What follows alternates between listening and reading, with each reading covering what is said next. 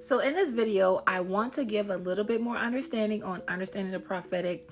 I was on a live this morning and I talked about how your breakthrough can sometimes be delayed. So let's get into it. So last year, I gave a prophetic word to someone in my community that she was going to receive a breakthrough between her and her husband at the end of the year. Because that's what God showed me, right? So during this time, she was doing the regular, praying every 3 hours, doing exactly everything that, God was instructing for it to happen at this time. Okay. So what happened was, at the end of the year, there was no breakthrough. I remember this day like it was yesterday. It was actually January 7th of 2024. I was laying in bed and God told me to call this person. And I had no idea, what she was going through. She was literally distraught.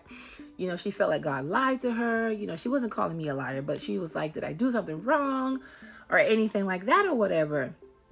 And she's telling me everything. So as she's talking to me, God is giving me spiritual insight, and actually I'm seeing what's happening. And as I'm listening to her, she told me she was connected to somebody. And when she told me that, the Lord immediately interrupted in my mind and said she needed to separate from the person that she was connected to.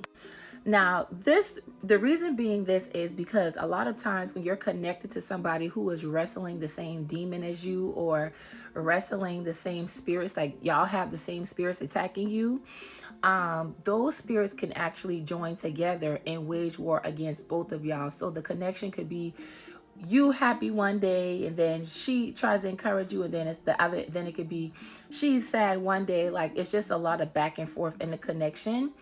And yes, prayer can help that situation. However, sometimes some situations God wants to isolate you. Also, during that time, she was receiving a lot of false prophetic words that people were saying that God was saying. Okay.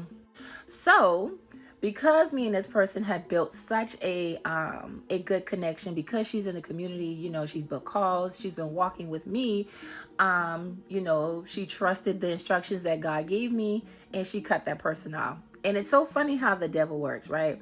So immediately when she cuts that person off, that person actually comes against me and says things about me as if I'm a false, or I'm not telling the truth, or I'm not hearing from God or anything like that, even though that person has seen God say things and it has happened out of my mouth, like literally in front of her face. Okay. So this is the situation. So while she's disconnecting, there's a spiritual warfare, right? Where the enemy is using this person, saying, hey, don't listen to Raven. You're supposed to be connected to me. Raven doesn't understand the calling that we have on our life. All of this hoopla. Okay. One thing I am very serious about is my calling, right? I understand that a lot of people have different callings. I understand that God has different anointings or everything like that. But I know what I'm called to do, and I'm called to help you get your man back. That is what I'm called to do. Okay. And that is exactly why the young lady joined my community, because she wanted God to restore her marriage, and that's my calling. Okay. So she disconnects, right? Then after that, God gives me a specific instruction. And she said, Raven, God told me, I want you to pray with her in the month of February. Okay. I believe God said that something was going to happen in the month of February. Okay. Listen to this story.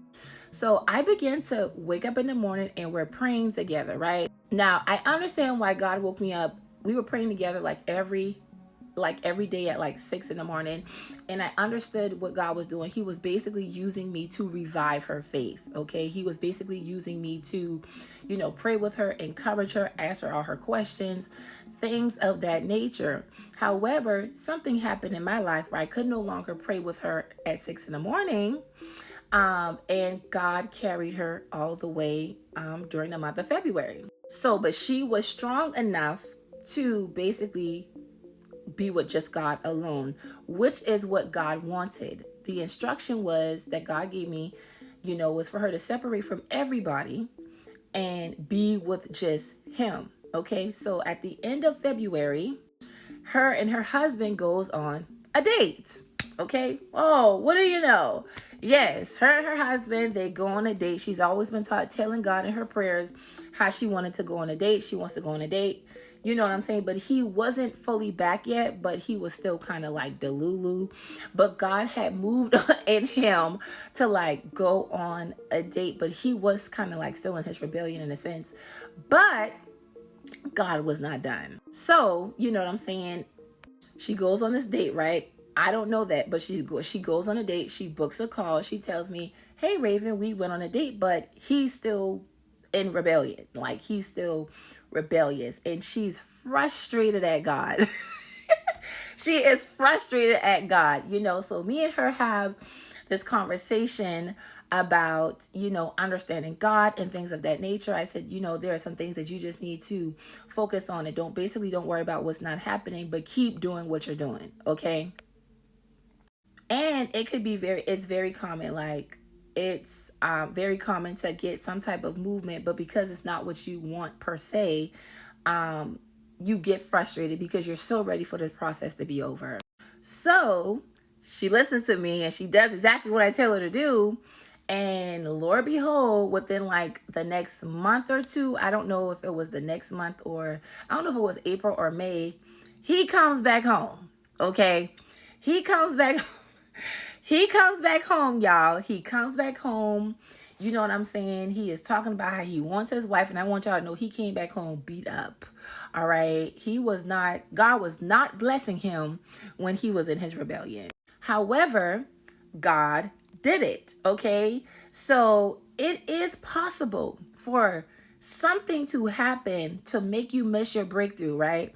However, because due to lack of knowledge, you know, it wasn't what I said. It's not the fact that what I said was false. It was the fact that there was something in the way. Okay.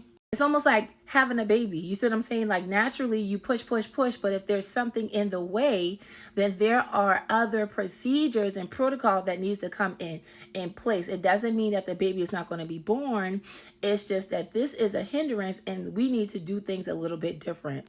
Okay? Because that happens a lot of time. How many times do you see where a baby is supposed to be born on a certain date, but due to complications, sometimes it comes early or sometimes it comes later, but it doesn't mean that the baby is not coming, right? Okay. So this is when you get an accurate prophecy and you know that God has confirmed it to you.